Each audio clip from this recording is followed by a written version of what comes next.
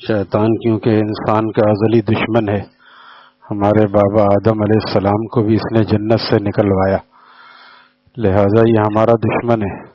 یہ گناہ گاروں کو، نیکوں کو الگ طریقے سے ڈیل کرتا ہے، گناہ گاروں کو الگ طریقے سے گمراہ کرتا ہے کہ سال بھر تو تم نہ نماز پڑھتے ہو اور سارے گناہ کرتے ہو، اب چلے ایک مہینے کے لیے۔ تو یہ بھی شیطان کی طرف سے جو بھی بن پڑے آدمی کرے اور آگے اللہ سے مانگے، ایسے لوگوں تک یہ بات پہنچائیں کہ اللہ تعالیٰ کی رحمت لامحدود ہے۔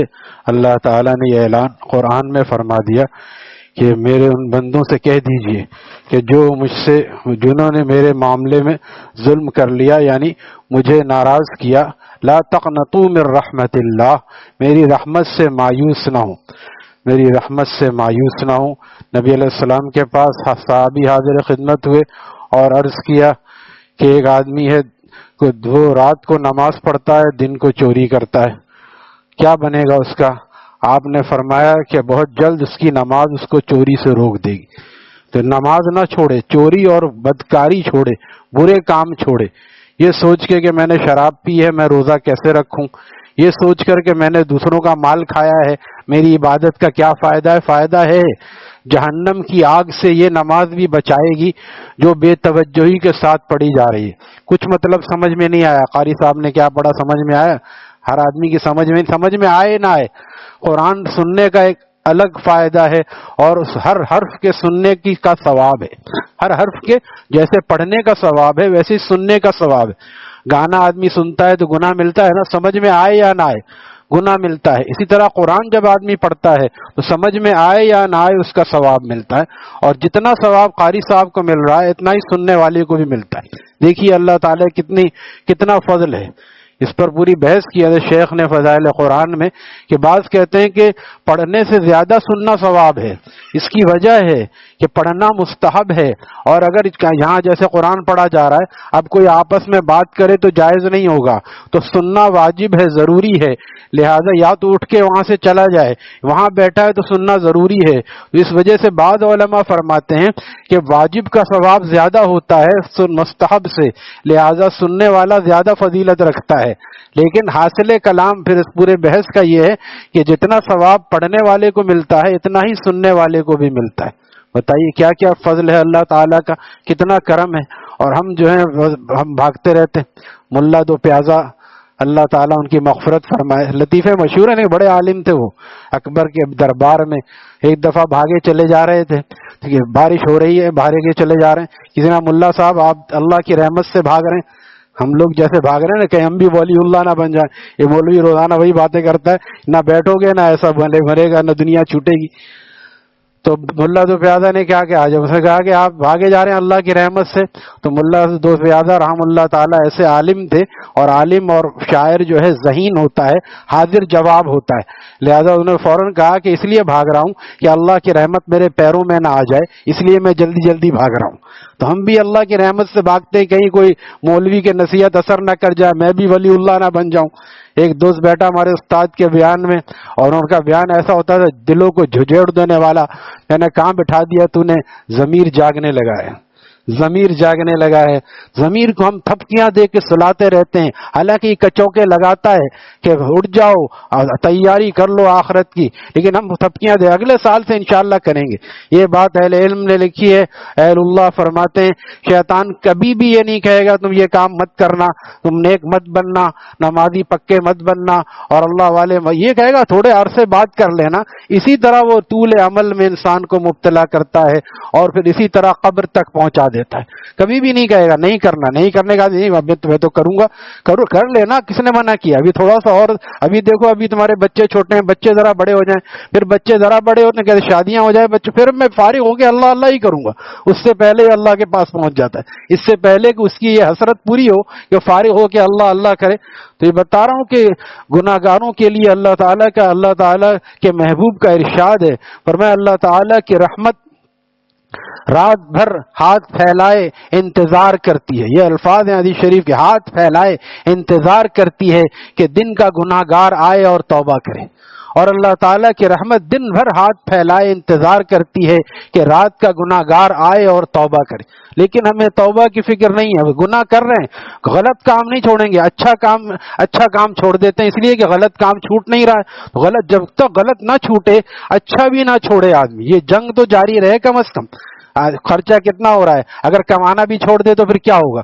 25,000 30,000 40,000 50,000 میں بھی گزارا نہیں ہو رہا ہے، آدمی کہے اس تنخواہ میں کیا فائدہ، اس کو بھی چھوڑ دو، پھر کیا کرے گا؟ روڈ پہ آ جائے گا، ہاتھ پھیلائے گا، اس پہ بھی گزارا نہیں ہوگا۔ کیوں کہ یہ جس طرح، اسی لیے اگر گناہ ہو رہے ہیں تو گناہ سے آدمی توبہ استغفار کرے، نہ کہ اچھے کام کو بھی چھوڑ دے۔ یہ شیطانی حربہ دو طرفہ چال وہ چلتا ہے۔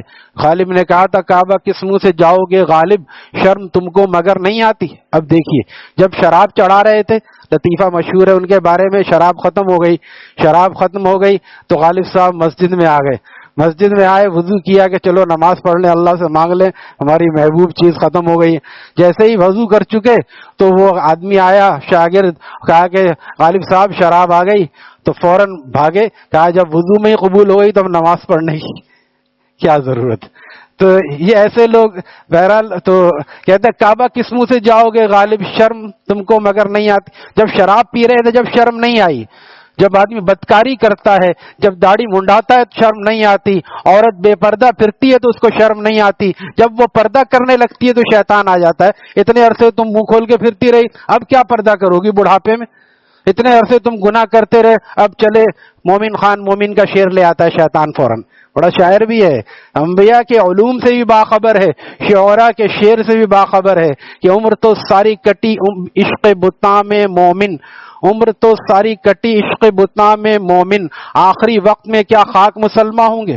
75 سال، ایک صاحب نے خود کہا تھا، ہمارے ساتھ کام کرتے تھے، ان کی عمر 75 سال کی، میری عمر ابو 75 ہے۔ میں نے کہا تو چچا اب تو چہرے پہ سنت کا نور رکھ لو، اب تو داڑھی سجا لو چہرے پہ۔ کہا کیا اب ہم کو شریعت کی بات بتاتے ہو، ساری زندگی تو گناہ میں گزر گئی۔ یہی بات تو کعبہ کس منہ سے جاؤ گے غالب، شرم تم کو مگر نہیں آتی؟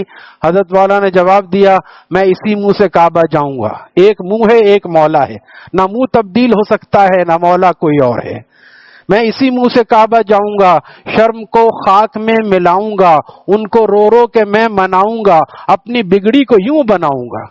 اللہ کے سامنے رونے میں کیا شرمانا، بندوں کے سامنے لوگ ہاتھ پھیلاتے ہیں، عاجزی انکساری کرتے ہیں، اللہ کے سامنے رونے میں کیا شرم؟ تنہائی میں آدمی روئے، آنسو بہائے، یہ آنسو آسمان پر نہیں ہے۔ قاسم العلوم والخیرات فرماتے ہیں رحم اللہ تعالیٰ، یہ آنسو اللہ تعالیٰ زمین سے امپورٹ کرتے، اس لیے اس کی بڑی قدر ہے۔ فرشتوں کے پاس آنسو نہیں ہے، لا یعصون اللہ، وہ ایک لمحہ بھی اللہ کی نافرمانی نہیں کرتے۔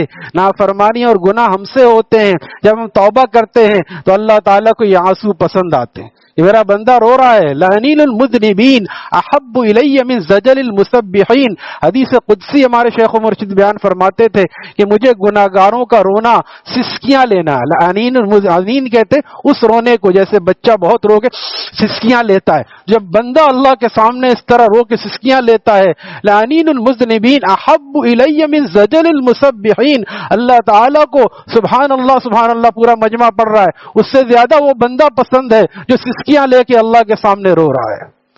یہ اس کو کہتے ہیں اللہ اللہ ہے۔ ورنہ ہمارے شیخ فرماتے تھے جب یہ سبحان اللہ الحمدللہ پڑھ رہا ہے پورا مجمع اور تعریف کر رہا ہے تو اس پہ توجہ ہونی چاہیے نا، اللہ وہ ہے جو اس گناہگار پہ توجہ فرما رہے ہیں۔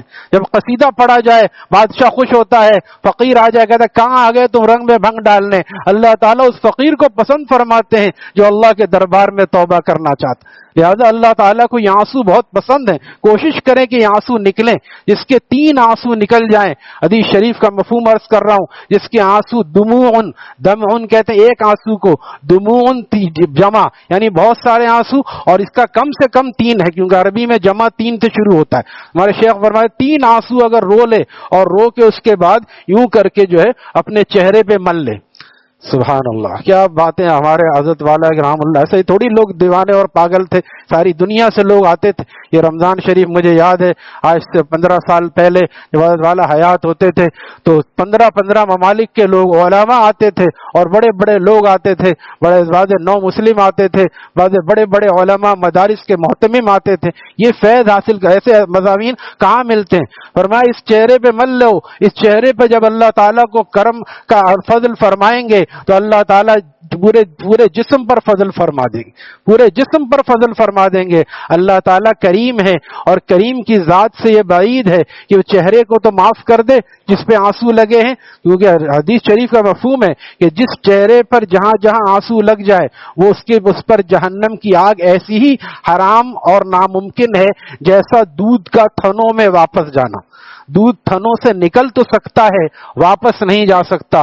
جو اللہ کی یاد میں رو لے وہ جہنم میں اس کا جانا اتنا ہی مشکل ہے. لہذا اس رونے کی کوشش کرنی چاہیے، اور بالفرض آرٹیفیشل اگر رونا نہ آئے تو بنا کر فقیروں کا ہم بھیس غالب، بعض جگہ اچھا شعر بھی کہا ہے، غالب ہی ہے یہ بھی، بنا کر فقیروں کا ہم بھیس غالب تماشائے اہل کرم دیکھتے.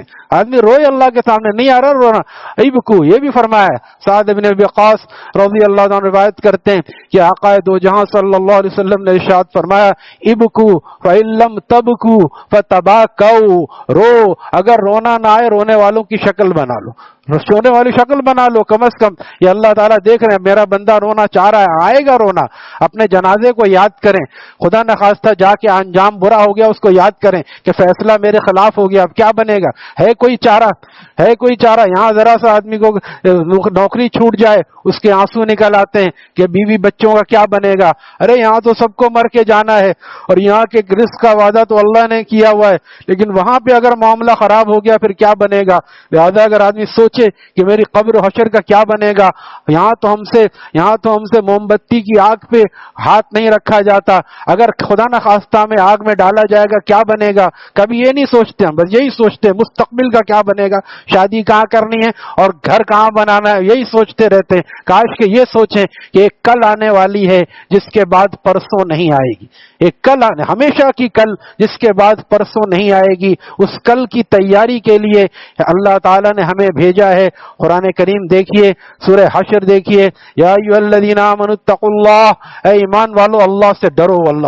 اللہ سے ڈرنا یہی ہے کہ مؤذن آواز دے رہا ہے اور ہم عید کے بعد سو رہے ہیں پڑے ہوئے، یہی اللہ سے ڈرنا ہے. یا ایھا الذین آمنوا اتقوا اللہ وَلْتَنْظُرْ نَفْسٌ مَا قَدَّمَتْ لِغَدٍ. اور دیکھ لو، تم میں سے ہر شخص دیکھ لے کہ تم نے آنے والے کل کے لیے کیا تیاری کی. یہی تیاری ہے. یہاں نماز آج کل ہو نہیں رہی ہے، ذرا بس شروع کریں گے ہم، یہ نماز ہو رہی ہے. وَلْتَنْظُرْ نَفْسٌ مَا قَدَّمَتْ لِغَدٍ. تم میں سے ہر شخص دیکھ لے کہ آئندہ آنے والے کل کے لیے اس نے کیا تیاری کی ہے. وَلْتَنْظُرْ مَا لِغَدٍ وَاتَّقُوا. دوبارہ پر ایک آیت میں 2 دفعہ وَاتَّقُوا اللَّهَ، اللہ سے ڈرو. اس میں ریاکاری نہیں چلے گی، اس میں بدنیتی نہیں چلے گی. ان اللہ خبیر بما تعملون، اللہ تعالیٰ تمہارے سارے اعمال سے اور سارے حالات سے باخبر ہے. ان اللہ خبیر بما تعملون، تم جو کر رہے ہو اللہ تعالیٰ اچھی طرح جانتا ہے. یہ ہیلے بہانے مولوی کو کہہ سکتے ہو داڑھی حجام نے چھوٹی کر دی، ایک صاحب یہیں رہتے تھے، اچھا ہوا چلے گئے. جو لوگ دور رہتے ہیں وہ کیا فائدہ اس کا، اسی لیے عمل نہیں کر پاتے. جب پوچھو تو کہتے ہیں وہ حجام نے چھوٹی کر دی. میں نے کبھی ٹیلر ماسٹر آپ کے کپڑے چھوٹے نہیں کرتا، داڑھی ہمیشہ حجام چھوٹے کر دیتا ہے. یہ حجام کے کیوں الزام لگاتے ہیں؟ یہ کہ میرا ہی ارادہ اللہ والا بننے کا نہیں ہے. جب اللہ والا بننے کا ارادہ ہی نہ ہو تو پھر کون بنائے گا؟ اگر ہم ارادہ کر لیں کہ ہمیں اللہ والا بننا ہے، اور سب سے پہلے بننے کے لیے آدمی ظاہر بناتا ہے، پھر باطن اللہ تعالیٰ، باطن کی تعمیر اللہ تعالیٰ فرماتے ہیں. کیونکہ آدمی جب ارادہ کر لیتا ہے تو ہمارے شیخ فرماتے تھے اللہ تعالیٰ اس کو مراد آباد پہنچا دیتے. اللہ سے مانگے. روزے میں کتنی دعائیں قبول ہوتی ہے، سحر میں ہم مانگ رہے ہیں، اور دعائیں بھی مانگے، یہ رزق بھی مانگے، روزی بھی مانگے، اپنا گھر بھی مانگے. وضو کرتے ہیں نا، وضو کی دعا یاد کر لیں. پیارے نبی صلی اللہ علیہ وسلم کی پیاری سنتیں، چھوٹا سا کتابچہ ہمارے شیخ و مرشد کا ہے، جس کے پاس نہ ہو ہم سے مفت حاصل کرے. اس میں سنتوں کے بیان میں، وضو کی سنتوں میں یہ دعا لکھی ہوئی ہے کہ وضو کے وقت میں یہ دعا مستقل پڑھیں. اللہم اغفر لی ذنبی ووسع لی فی داری وبارک لی فی رزقی. یا اللہ میرے گناہوں کو معاف کر دیجئے، میں ہاتھ دھو رہا ہوں، ہاتھ دھونے سے ہاتھ کے گناہ معاف ہوتے ہیں، چہرہ دھونے سے چہرے کے گناہ معاف ہوتے ہیں، لہذا میں یہ سب کر رہا ہوں. آپ میں تو ظاہری آدھا دھو رہا ہوں، آپ میرا دل بھی دھو دیجئے۔ اللہم اغفر لی ذنبی ووسع لی فی داری۔ اب یہاں پہ دیکھیے گھر کو وسیع کر دیجئے۔ وضو کی دعا میں آپ علیہ السلام کیا سکھا رہے ہیں؟ میرے گھر کو میرے لیے وسیع بڑا گھر عطا فرمائیے۔ 64 گز کا گھر نہیں چاہیے ہمیں 1000 گز کا گھر عطا فرمائیے۔ آپ کے لیے کیا مشکل ہے؟ اللہ تعالیٰ سے مانگے تو بڑی نعمت مانگے، کم مانگنا اللہ تعالیٰ کی شان کے خلاف ہے۔ یاد رکھیے کم نہ مانگے 64 گز کا یا اللہ بس لیاری میں دے دے، نہیں یا اللہ ہمیں نارتھ ناظم آباد میں گھر چاہیے، وہ بھی 1000 گز کا۔ اللہ بڑے ہیں، اللہ سے بڑی چیز مانگنی چاہیے۔ ایک نے مانگا، حکیم الامت کے ملفوظات میں ہے، یا اللہ 2 روٹی صبح دے دیا کیجئے 2 شام، بس آپ سے میں زیادہ قورمہ بریانی نہیں مانگتا، آپ 2 سوکھی روٹی دے دیا کیجئے۔ دعا قبول ہو گئی۔ کوتوال آیا، لے جا کے تھانے میں بند کر دیا، چوکیدار لے جا کے تھانے میں بند کر دیا، 2 صبح ملنے لگی 2 شام ملنے لگی۔ اب رو رہا وہاں پہ، یا اللہ میں نے کیا گناہ کیا؟ میں نے تو آپ سے کھانا مانگا تھا، آواز آئی تو نے کھانا مانگا تھا، سوکھی روٹی مانگی تھی، اگر قورمہ بریانی مانگتا ہوں وہ بھی دے سکتے تھے، سوکھی روٹی تو یہیں پہ ملتی ہے۔ لہٰذا اللہ تعالیٰ کم مانگنا بھی ناپسند ہے۔ ایک بار اپنا دربار دکھا دے، ایک بار کیوں دے، بار بار دکھائے۔ اللہ تعالیٰ دعائیں قبول فرما رہا ہے۔ آپ دیکھیے اللہ کا فضل، میرے پاس کوئی مال نہیں ہوتا، اللہ تعالیٰ انتظام فرما دیتے۔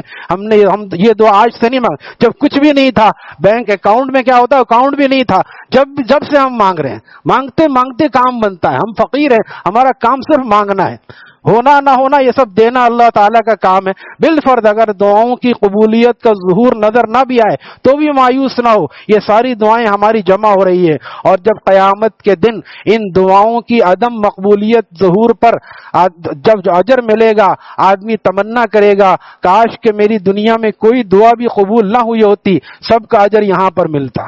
جناب یہ ایسی جمع ہو رہی ہے، اول تو بہت سو کا ظہور ہو بھی جاتا ہے، اور بہت سو کے بدلے میں بلائیں ٹل جاتی ہیں، اور بہت سی دیر سے ملتی ہے، بہت سے اس سے بھی اچھی نعمت مل جاتی ہے۔ مانگ رہا ہے عمرہ، مل گیا حج، اللہ تعالیٰ کے لیے کیا مشکل؟ مانگ رہا ہے بائک اور اللہ تعالیٰ نے گاڑی عطا فرما دی، اللہ تعالیٰ کے لیے کیا مشکل ہے؟ لہذا کوشش مانگے اللہ تعالیٰ سے، یا اللہ ہمیں اپنی ولایت خاصہ عطا فرمائیے۔ اللہ تو یہ بتا رہا ہوں، دعا یہ وضو کی دعا یاد کریں اور اس کو پڑھیں۔ اللہم اغفر لی ذنبی ووسع لی فی داری، یا اللہ میرے گناہوں کو معاف کر دیجئے، میرے گھر کو میرے لیے وسیع فرما دیجئے، وبارک لی فی رزقی، اور میرے رزق میں خوب برکت عطا فرما۔ ہمارے کیا زیادہ مانگتے ہیں، برکت یہ تھوڑا بھی ہوگا نفع زیادہ ہوگا، سکون ہوگا، لڑائی جھگڑا نہیں ہوگا، بجلی کا بل زیادہ نہیں آئے گا، پریشانی کرائے دینے کے لیے نہیں، یہ سب نہیں ہوگا، برکت اس کا نام۔ لہذا اللہم بارک لی فی رزقی، یا اللہ میرے رزق میں بھی برکت عطا فرمائیے۔ تو وضو کرتے ہم یہ دعائیں پڑھتے ہیں، وضو کرتے ہوئے دعا پڑھیں، نبی علیہ السلام کی سنت ہے، پھر الگ سے مانگنے میں بھی پڑھ سکتا ہے آدمی۔ لہذا اللہ تعالیٰ سے مانگنے سے ہماری دنیا کے مسائل بھی حل ہوں گے اور آخرت کے لیے بھی مانگیں۔ یا اللہ جس طرح ہم چھوٹا گھر نہیں مانگتے، 1000 گز کا گھر مانگتے ہیں، اسی طرح ہم آپ سے اعلیٰ درجے کی ولایت مانگتے ہیں، ولایت خاصہ، چھوٹی موٹی ولایت نہیں چاہیے ہمیں جنید بغدادی رحم اللہ تعالیٰ کی طرح، شیخ عبد القادر جیلانی، محبوب سبحانی رحم اللہ تعالیٰ، ان بزرگوں کو ہم نے نام سنے ہیں، یا اللہ آپ ان کی طرح ہمیں بھی جذب فرما کر اپنے پیاروں میں شامل فرما لیجیے، ان کی قدموں جوتیوں تک پہنچا دیجیے۔ اللہ تعالیٰ کے لیے کیا مشکل ہے؟ جب بندہ دعا کرتا ہے اور اللہ تعالیٰ قبول فرما لیتے ہیں۔ اب بتائیے ابا کے پاس کیا اختیارات؟ بچہ کہتا رہے میں گاڑی چاہیے، کہاں سے دلائے گا؟ اس کی تنخواہ میں پورا نہیں ہو رہا، لیکن ربا کے پاس تمام اختیارات، جب اللہ تعالیٰ ارادہ فرما لیتے ہیں تو اس کے دل کو بدل دیتے ہیں۔ ماحول اور معاشرے کا جو خوف ہمیں روک رہا ہے دین پر چلنے میں، اللہ تعالیٰ اس کو دور فرما دیں گے، پھر وہ کہے گا کہاں تک ضبط بے تابی، کہاں تک پاس بدنامی، کلیجہ تھام لو یارو کیا فریاد کرتے ہیں ہمارے شیخ، اس میں ترمیم کرتے پڑھتے تھے، کلیجہ تھام لو یارو کہ اب ہم داڑھی رکھتے ہیں۔ کہاں تک ہم ماحول معاشرے سے ڈریں؟ ماحول معاشرہ تو ہمارے ساتھ جانے کے لیے تیار نہیں ہے، وہاں تو اللہ کی رحمت کام آئے گی، وہاں زمین کے اوپر بھی اللہ کام آتا ہے، زمین کے نیچے بھی اللہ کام آتا ہے۔ عقل مند وہ ہے جو اللہ تعالیٰ کی فرما برداری کے ساتھ دنیا سے جائے۔ اللہ تعالیٰ ہم سب کو قبول فرما لے۔ لہذا رمضان شریف میں یہ دعائیں مانگیں، سحر کے وقت بھی، افطار کے وقت بھی۔ الحمدللہ رب العالمین۔